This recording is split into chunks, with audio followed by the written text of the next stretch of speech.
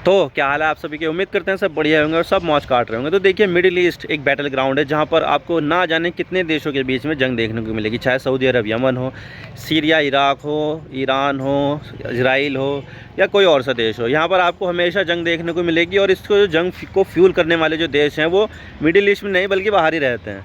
लेकिन अब हमें मिडिल ईस्ट में एक और ऐसी जंग देखने को मिल सकती है जिससे जो मिडिल ईस्ट है वो डिवास्टेट हो जाएगा, यानी कि बहुत ज़्यादा तबाह हो जाएगा। और मैं बात कर रहा हूँ ईरान और अज़रबैजान के बीच में। अज़रबैजान में हाल ही में आर्मेनिया के खिलाफ एक बहुत ही खतरनाक जंग लड़ी थी और वो जीती भी थी 2020 में।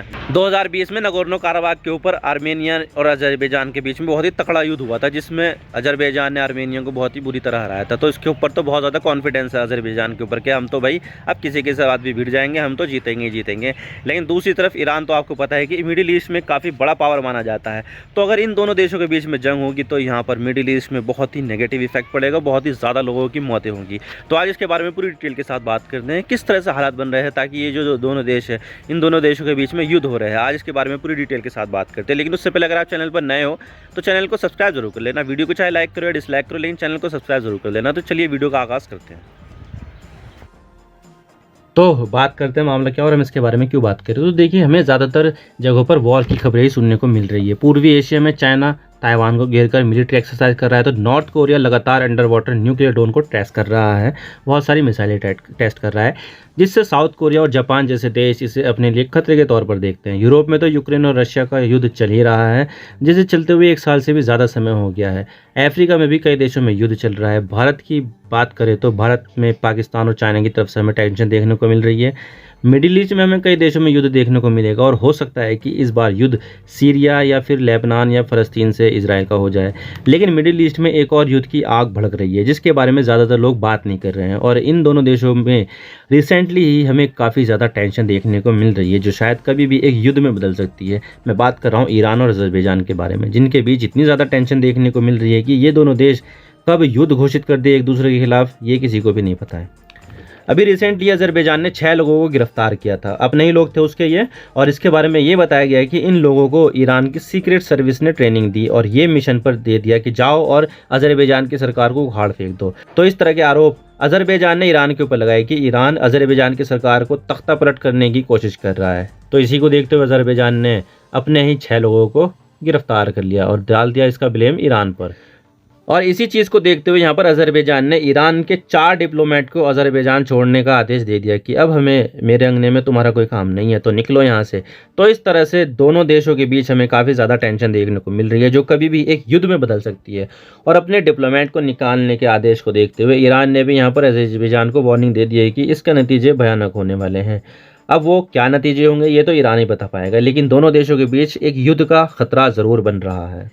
इससे पहले जनवरी महीने में अज़रबैजान की तेहरान में स्थित एम्बेसी पर ईरान के ही एक बंदे ने हमला कर दिया, जिससे अज़रबैजान की एम्बेसी के जो सिक्योरिटी हेड थे उसकी मौत हो गई। और उस इंसिडेंट के बाद दोनों देशों में हमें टेंशन देखने को मिली, और इस हमले के पीछे अज़रबैजान ने ईरान का हाथ बताया कि ये सब जो कुछ भी हुआ है वो ईरान करवा रहा है ताकि ईरान अज़रबैजान में तख्ता पलट करवा सके। हालांकि देखा जाए तो ईरान ने इस मुद्दे पर यह कहा है कि इसमें हमारा कोई हाथ नहीं है और जिसने अटैक किया था वो उसका पर्सनल मैटर था, इसमें ईरान की सरकार का कोई दखल नहीं है। लेकिन अज़रबैजान ने ईरान की एक भी नहीं सुनी और अपनी तेहरान की एम्बेसी को ही बंद कर दिया कि लो हम कर ही नहीं रहे काम यहाँ से, हम तो एम्बेसी बंद कर रहे हैं, तो बंद कर दिया एम्बेसी।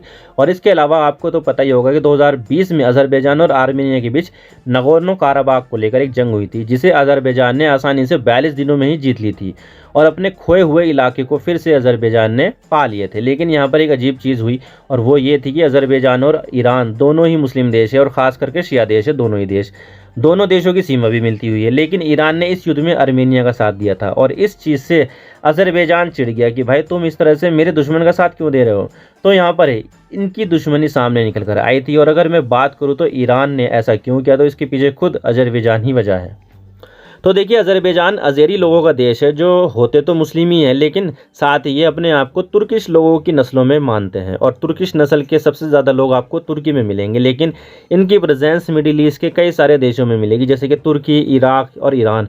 तो ईरान में भी आपको अज़ेरी लोग मिल जाएंगे, लेकिन ईरान के अज़ेरी लोग यहाँ पर ईरान के लिए दिक्कत पैदा करते हैं। दरअसल ईरान में रहने वाले अज़ेरी लोग ईरान में रहना नहीं चाहते, बल्कि ये अज़ेरी लोग अपने आप को अज़रबैजान में शामिल कराना चाहते हैं। और ईरान के जिस इलाके में ये अज़ेरी लोग रहते हैं वो इलाका अज़रबैजान से लगा हुआ इलाका भी है, और अज़रबैजान भी इन अज़ेरी लोगों को सपोर्ट करता है। भाई ये चीज़ अज़रबैजान के लिए ठीक होगी, लेकिन ईरान के लिए बिल्कुल ठीक नहीं है। और कौन देश ऐसा होगा जो अपने देश के टुकड़े कराना चाहेगा? कोई भी नहीं होगा। तो इस तरह अज़ेरी लोगों के मुद्दे को लेकर दोनों देशों के बीच टेंशन रहती है, और इसी वजह से ईरान अपना सपोर्ट आर्मेनिया को देता है कि ठीक है, अगर अज़रबैजान अपना सपोर्ट ईरान के अज़ेरी लोगों को दे रहा है तो हम भी अपना सपोर्ट अज़रबैजान के दुश्मन देश आर्मेनिया को देंगे। तो इस तरह से दोनों देश आपस में दुश्मनी रखते हैं। लेकिन इतना सब कुछ होने के बाद भी अज़रबैजान और ईरान के बीच ठीक ठाक ही संबंध थे, ना तो इनमें कोई गर्मजोशी थी और ना ही इनकी बड़ी दुश्मनी निकल कर आ रही थी। लेकिन किसी एक चीज़ ने अगर इन दोनों देशों के संबंधों को बिगाड़ा तो वो है इजराइल के मुद्दे ने। तो देखिए, अज़रबैजान और इजराइल के संबंध लगातार अच्छे होते जा रहे हैं, और रिसेंटली दोनों देशों में हमें काफ़ी ज़्यादा गर्मजोशी भी देखने को मिली है, और दोनों ही देशों ने एक यूनाइटेड फ्रंट बनाया है ताकि आतंकवाद से लड़ सके। लेकिन आपको तो पता ही है कि ईरान और इजराइल आपस में कितने बड़े दुश्मन हैं। दोनों देश एक दूसरे को ख़त्म करने की धमकी देते रहते हैं, लेकिन अज़रबैजान के इजराइल के साथ काफ़ी ज़्यादा गहरे संबंध है। और अभी जो यूनाइटेड फ्रंट बनाने की बात की गई थी दोनों देशों ने, तो इस चीज़ को ईरान अपने लिए काफ़ी बड़ा खतरा मानता है, और इसी चीज़ को देखते हुए ईरान ने अज़रबैजान को वार्निंग दे दी थी कि अगर ऐसा किया तो भाई अच्छा नहीं होगा। ये रिसेंटली अज़रबैजान ने पहली बार इजराइल में अपनी एम्बेसी को ओपन किया था, और ऐसा करके दोनों ने अपने संबंध बेहतर बना लिए, क्योंकि देखा जाए तो इससे अज़रबैजान और ईरान के संबंध बिगड़ गए। और ईरान ने वार्निंग दे दी कि सारे मुस्लिम देशों को ज़ायोनिस्ट रिजाइम के अगेंस्ट एक होना पड़ेगा, लेकिन अज़रबैजान तो इजराइल से संबंध बेहतर कर रहा है। तो ऐसे में ईरान काफ़ी चिढ़ गया था। और ऐसा नहीं है कि ईरान के मुद्दे को लेकर ही दोनों देशों के संबंध बेहतर हो रहे हैं, बल्कि यहाँ पर मामला कुछ और भी है। अज़रबैजान इजराइल को एक दुश्मन के तौर पर नहीं बल्कि एक पार्टनर के तौर पर देखता है, क्योंकि इजराइल के पास टेक्नोलॉजी है और एक बड़ी डिफेंस इंडस्ट्री है, और अज़रबैजान अक्सर इजराइल से काफ़ी ज़्यादा हथियार खरीदता भी। और जब अज़रबैजान की जंग आर्मेनिया के साथ हुई थी तो तब इजराइल ने ईसाई आबादी वाले आर्मेनिया के खिलाफ मुस्लिम आबादी वाले अज़रबैजान को दबाकर हथियार बेचे थे, ज़्यादातर ड्रोन बेचे थे। तो इस तरह से दोनों देशों के संबंध भी बेहतर हो गए हैं, और ऐसा नहीं है कि इससे सिर्फ अज़रबैजान को ही फायदा है, बल्कि इससे इजराइल को बहुत ज़्यादा फायदा है। पहला फायदा तो यह है कि इजराइल अपने हथियार अज़रबैजान को बेचता है और बहुत ज़्यादा पैसा कमाता है। दूसरा फायदा यह है कि इजराइल को ज़्यादातर क्रूड ऑयल की सप्लाई अज़रबैजान ही करता है, तो अज़रबैजान से इजराइल की क्रूड ऑयल मिलता रहता है। और तीसरा सबसे बड़ा फायदा यह है कि अज़रबैजान के जरिए इजराइल ईरान पर नज़र रख सकता है, क्योंकि अज़रबैजान का सीधा सीधा जो बॉर्डर है वो ईरान से मिलता है। बाकी इजराइल का तो कोई भी मित्र देश नहीं है जिसकी सीमा ईरान से मिलती हो, लेकिन अज़रबैजान ही ऐसा देश है जिसकी सीमा ईरान से मिलती है। तो इजराइल के लिए अज़रबैजान एक काफ़ी ज़्यादा इंपॉर्टेंट देश है, और इसी वजह से ईरान और अज़रबैजान में हमें टेंशन देखने को मिलती है। और ईरान को इजराइल से भी खतरा है कि इजराइल कहीं ईरान में कोई कोवर्ट ऑपरेशन ना चला दे। इजराइल ऐसा पहले भी करता आ रहा है, क्योंकि इजराइल ने इससे पहले तेहरान में ही ड्रोन के जरिए ईरान के परमाणु वैज्ञानिक मोहसिन फ़खरेज़ादे को मारा था, और अभी रिसेंटली भी इजराइल ने एक वेपन फैक्ट्री पर ड्रोन से हमला किया था। तो कहीं ना कहीं ईरान को अज़रबैजान और इजराइल संबंध में बहुत ज़्यादा दिक्कत है। लेकिन सवाल ये आता है कि क्या हमें इन दोनों देशों के बीच में कोई वॉर भी देखने को मिल सकती है? तो देखिए, अज़रबैजान और ईरान के बीच में टेंशन कई गुना ज़्यादा बढ़ गई है, और दोनों देश एक दूसरे की सीमा के आसपास मिलिट्री एक्सरसाइज भी कर रहे हैं। और ये मिलिट्री एक्सरसाइज करने से दोनों देश एक दूसरे को वार्निंग भी दे रहे हैं कि मान जाओ वरना अच्छा नहीं होगा। ईरान की IRGC और ईरान की आर्मी ने कई सारे राउंड की मिलिट्री एक्सरसाइज की है, मेन अज़रबैजान के बॉर्डर के पास और अज़रबैजान के एक्सक्लेव नक्शीवन के पास भी की है। और वहाँ पर ईरान अपनी ग्राउंड और एयर कैपेबिलिटी को शो करता है कि देख लो हम ऐसा कर सकते हैं। और इतना ही नहीं, दोनों देशों की सीमा पर अरास नदी बहती है, तो अज़रबैजान को मैसेज और वार्निंग देने के लिए ईरान ने अरास नदी पर एक पॉन्टून ब्रिज बना दिया। अब ये ब्रिज टेम्परेरी ब्रिज होता है जो खाली ड्रम से बनाया जाता है।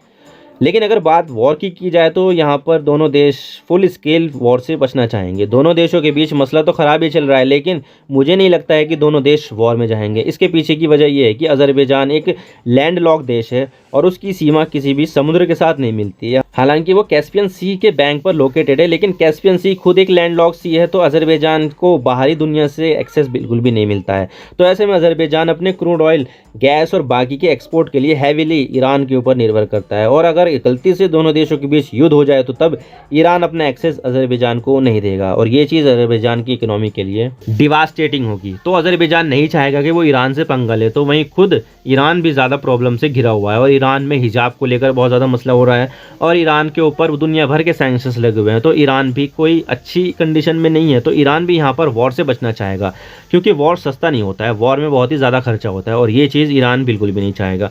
हालांकि दोनों देशों के बीच सिचुएशन काफ़ी ज़्यादा नाजुक बनी हुई है। अगर कोई मिस कैलकुलेशन हो जाए तो ये चीज़ वॉर में भी बदल सकती है। तो हालात दोनों में काफ़ी ज़्यादा ख़राब है और इसी टेंशन को कम करने के लिए अब दोनों देशों के जो फॉरेन मिनिस्टर्स हैं वो आपस में बात कर रहे हैं ताकि अपने इशू को रिजॉल्व कर सके और टेंशन को भी कम कर सके। वैसे भारत के संबंध दोनों ही देशों के साथ काफ़ी अच्छे हैं और दोनों ही देशों के साथ भारत के ट्रेड रिलेशंस हैं, लेकिन अगर दोनों देशों के बीच कोई वॉर होता है तो भारत को भी दिक्कत होगी और दोनों देशों के बीच युद्ध भारत के हित में बिल्कुल भी नहीं है। तो भारत के लिए बेहतर है कि दोनों देश युद्ध में ना जाएं और हो सके तो दोनों के बीच में भारत मध्यस्थता भी कर सकता है, कोशिश कर सकता है। इससे भारत की जो सॉफ्ट पावर है वो भी बढ़ेगी, जो भारत के हित में। अब देखते हैं कि आगे क्या होता है, ये तो वक्त ही बताएगा।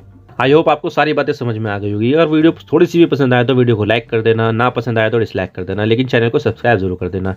Thank you for watching. I really appreciate your precious time. God bless you all. Now signing off.